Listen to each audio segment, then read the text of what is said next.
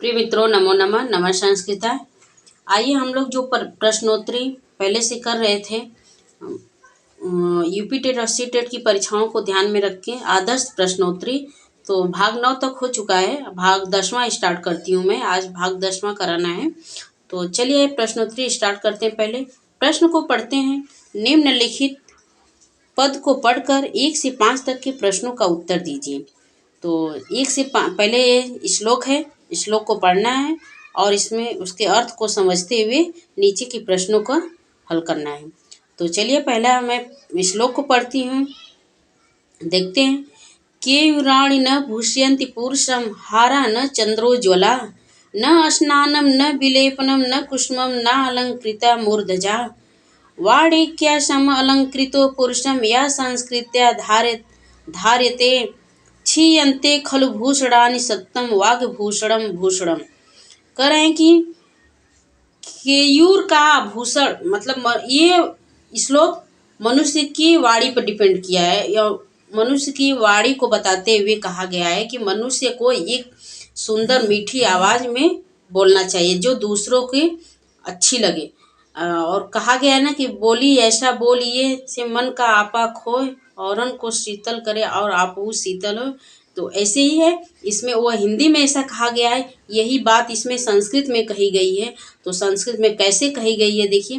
केयूराणि न भूष्यन्ति पुरुषम, केयूर के आभूषण को, मतलब आभूषण बनाकर उस फूल को आभूषण के समान धारण कर लेने पे और न ही चंद्रमा के समान सफेद उज्जवल माला, मोतियों की माला को गले में धारण करने से, और न ही स्नान के साथ और सुंदर अत्यधिक सुगंधित पदार्थों का विलेपन करने से शरीर की शोभा नहीं बढ़ जाएगी, और न ही मुकुट में फूलों का मुकुट धारण करने पे शोभा नहीं बढ़ जाएगी, न ही वाणिकाश्रम अलंकृत पुरुष में शोभा किससे बढ़ेगी, पुरुष की सुंदर। अगर अपना शोभा अपने आप को अलंकृत करना चाहते हैं तो अपने मन से, अपनी मुख से सुंदर अच्छी प्रकार की वाणी निकालिए, मीठी वाणी निकालिए। और ये मीठी वाणी जो मनुष्य धारण करता है उसकी तो शोभा बढ़ती है ही है, साथ ही उसके कुल खानदान की भी शोभा बढ़ जाती है। अगर वही मनुष्य अगर वाणी को अच्छी प्रकार से नहीं निकालता है, अच्छा गंदे शब्दों से बोलता है, तो उसका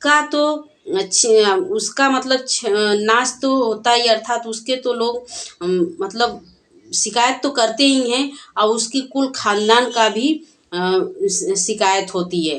तो अर्थात ऐसा है, अर्थात मनुष्य को हमेशा सुंदर और मीठी वाणी में बोलना चाहिए, वही उसका आभूषण होता है।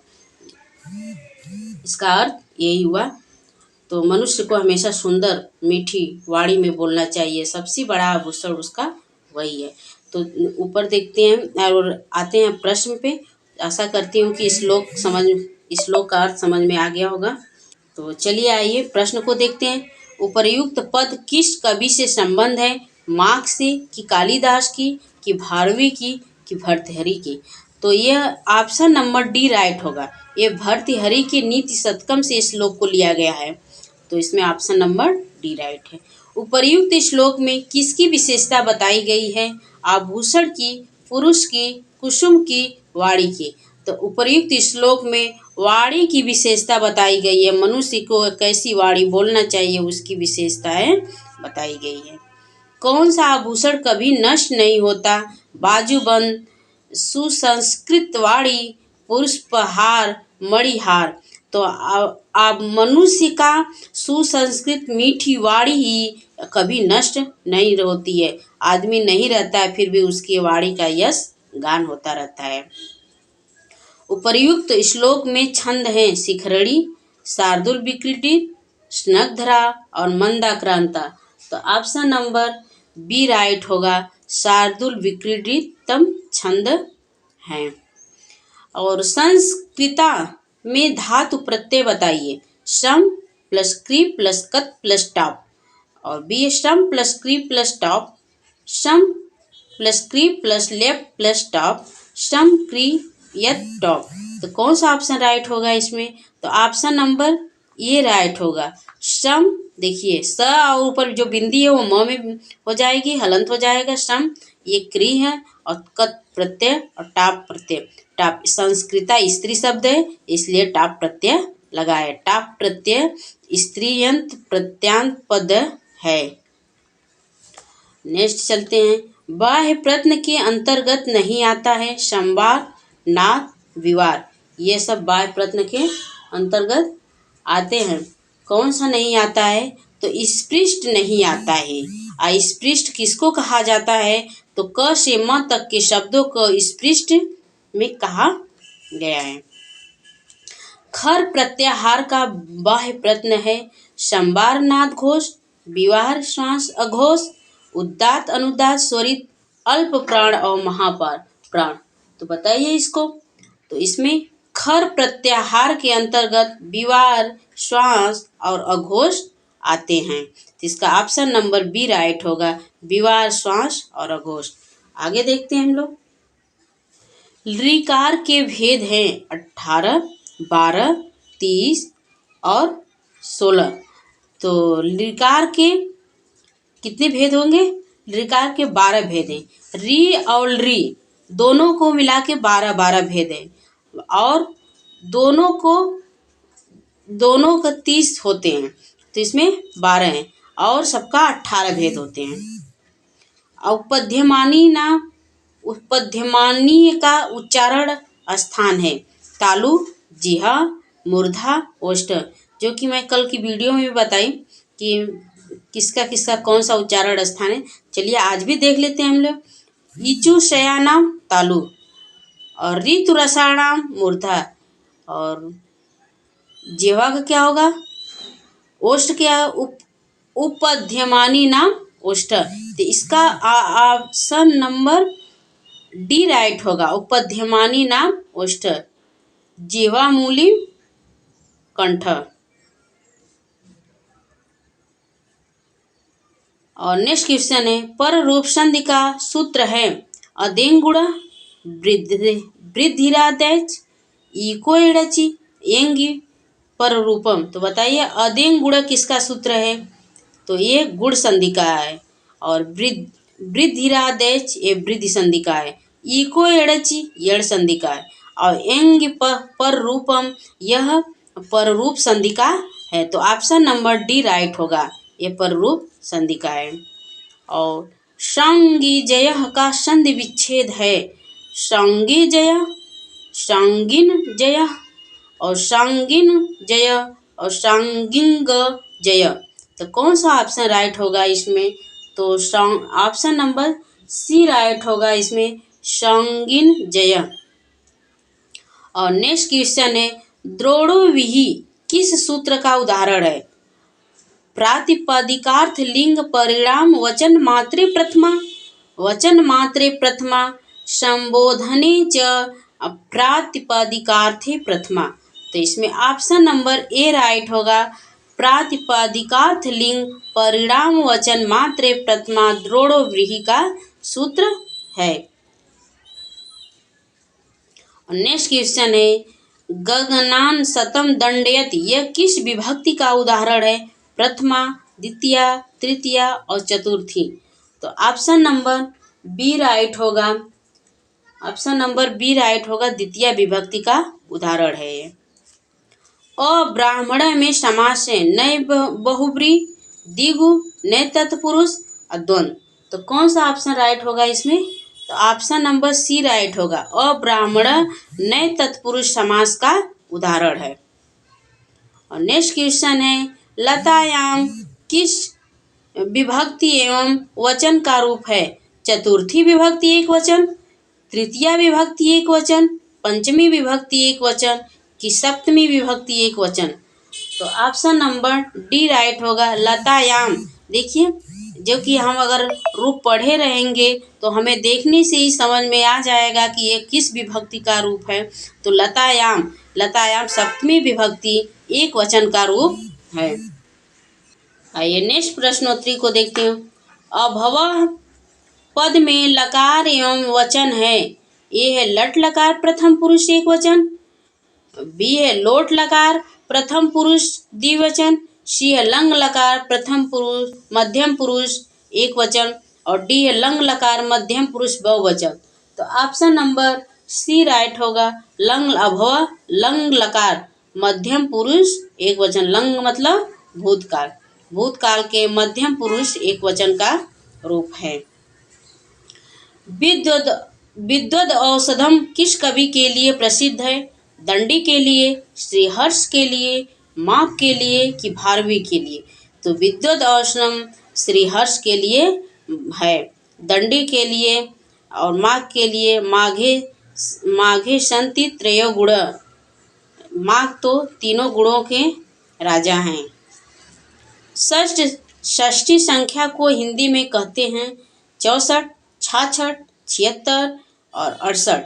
तो आज षष्ठी संख्या को हिंदी में 66 कहते हैं, 66 जो कि मैं आप लोगों को गिनती पढ़ा चुकी हूँ, वो मेरी वीडियो बनी हुई है, आप देख सकते हैं उसको।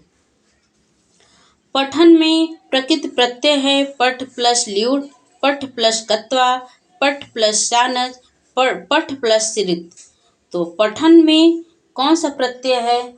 तो ऑप्शन नंबर इसमें डी राइट होगा, सत्र प्रत्यय है। पठन में सत्र प्रत्यय है। ये तो पठित्वा बनेगा, इस पठवान पठत्व, ल्यूट पठत्व, पठन पठनाम। त्वं पत्रं पठसि का वाच्य परिवर्तन कीजिए। त्वया पत्रं पठ्यते, त्वत् पत्रं पठ्यते, त्वया पत्रः पठ्यते, त्वया पत्रं पाठयति। तो त्वं पत्रं पठयति, तो इसका ऑप्शन नंबर कौन सा राइट होगा? त्वया त्वं पत्रं पठसि, मतलब तुम पत्र को पढ़ते हो, तो इसमें त्वया आएगा। इसमें वाच्य परिवर्तन तृतीया विभक्ति लगता है। त्वया तुम्हारे द्वारा पत्र को पढ़ा जा रहा है, तो त्वया पत्रं पठ्यते। शुद्ध वाक्य है रमा संस्कृत पठिष्यसि, त्वं सदा सत्यं वदेयु, त्वं कुत्र निवसति, अहम ग्रामम अगच्छम। तो ऑप्शन नंबर डी राइट होगा, अहम ग्रामम अगच्छम। और नेक्स्ट क्वेश्चन है मम ग्रामम परितः वृक्षा सन्ति। हिंदी अनुवाद होगा, मेरे गांव के चारों ओर पेड़ हैं, मेरे गांव में वृक्ष हैं, हमारे गांव में पेड़ हैं, हमारे गांव के सभी ओर पेड़ पौधे हैं। तो कौन सा ऑप्शन राइट होगा इसमें? तो ऑप्शन नंबर ए राइट होगा, मेरे गांव के चारों ओर, परितः मीन्स चारों ओर पेड़ हैं।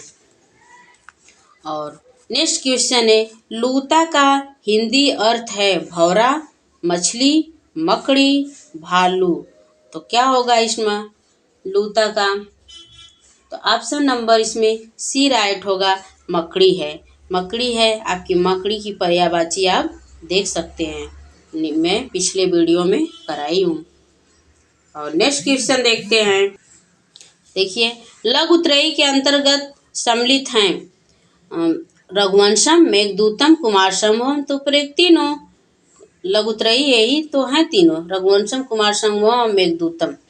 तो प्रयुक्त तीनों। ऑप्शन नंबर इसमें डी राइट होगा, 24 का डी। वर रुचि किसे कहते हैं? पाणिनि को, कात्यायन को, पतंजलि को, भट्टोजी दीक्षित को। तो वर रुचि कात्यायन को कहते हैं। और नेक्स्ट क्वेश्चन है महेश्वर सूत्रों की प्राप्ति किसको हुई थी? पतंजलि को, पाणिनि को, कात्यायन को, वरदराज को। तो ऑप्शन नंबर बी राइट होगा, पाणिनि को। महेश्वर सूत्रों की प्राप्ति पाणिनि जी को हुई। पाणिनि जी ने ही 14 बार डमरू बजाए थे और उन्हीं के डमरू से स्वर निकले थे। और सस्वर पाठन का उद्देश्य है पठन की गति पर नियंत्रण प्राप्त कर सके, बोध ग्रहण की गति में वृद्धि करना, पठन गति बढ़ाना एवं इसमें शीघ्रता लाना, उपर्युक्त सभी। तो ऑप्शन नंबर इसमें ए राइट होगा, पठन की गति पर नियंत्रण प्राप्त करता, अर्थात स्वस्वर, अर्थात जब हमें वो चीज़ अच्छी से आती रहेगी तो हम उसको समझते हुए बहुत अच्छी प्रकार से मधुर लय में उसको पढ़ते जाएंगे। तो वही है पठन की गति पर नियंत्रण प्राप्त कर सकें। श्लोक के एक एक पद का अर्थ करते जाना किस प्रणाली का द्योतक है? व्याख्या प्रणाली का, तुलना प्रणाली का, समीक्षा प्रणाली का, गीत तथा नाट्य प्रणाली का। तो एक एक श्लोक के अर्थ को जानते हुए, तो जब तक हम उसकी व्याख्या नहीं जानेंगे, उसके शब्दों के अर्थों को नहीं जानेंगे, तब तक हम उसकी व्याख्या को कैसे समझ पाएंगे? तो वो किसके अंतर्गत आएगी? व्याख्या प्रणाली के अंतर्गत। अर्थात एक एक पद का अर्थ जानते हुए पढ़ेंगे, अर्थात जब तक उसकी व्याख्या जानते रहेंगे तभी हम उसको आगे ऐसे एक एक अर्थ समझते हुए पढ़ पाएंगे। तो इसकी व्याख्या प्रणाली राइट आंसर है। और नेक्स्ट क्वेश्चन है, गद्य शिक्षण में भागीरथ प्रयत्न का अर्थ स्पष्ट करने के लिए आप क्या करेंगे? तो ऑप्शन नंबर इसमें मानचित्र दिखाएंगे, कि अंत कथा कहेंगे अर्थात गंगा अवतरण की कथा सुनाएंगे, कि तुलना करेंगे, कि भागीरथ का चित्र बनाएंगे। तो ऑप्शन नंबर इसमें बी राइट होगा। अंत कथा कहेंगे अर्थात गंगा अवतरण की कथा सुनाएंगे। तो भागीरथ नदी के बारे में जब हम उनको बताएंगे तब जाके उनको यह समझ में स्पष्ट हो पाएगा। तो सबसे पहले हम भागीरथ की कथा को सुनाएंगे। स्वर पठन क्यों आवश्यक है? शुद्ध उच्चारण के लिए, भाव ग्रहण के लिए, काठिन्य निवारण के लिए, बोध प्रश्न के लिए। तो स्वर क्यों उच्चारण आवश्यक होता है? तो शुद्ध उच्चारण, स्वर पठन शुद्ध उच्चारण के लिए आवश्यक होता है। अर्थात हम जब तक शुद्ध उच्चारण नहीं कर पाएंगे तब उनके स्वरों को हम कैसे जान पाएंगे और उसको हम कैसे एक से दूसरे स्वर को मिलाते हुए पढ़ पाएंगे। इसलिए शुद्ध उच्चारण सबसे पहले जरूरी है। शुद्ध उच्चारण कर लेंगे तब हम उनके स्वर पठन कर पाएंगे। तो आज के लिए इतना ही। नमः संस्कृताय दोस्तों। और मेरी वीडियो आपको कैसी लगी तो नीचे कमेंट करके ज़रूर बताइए। जय हिंद।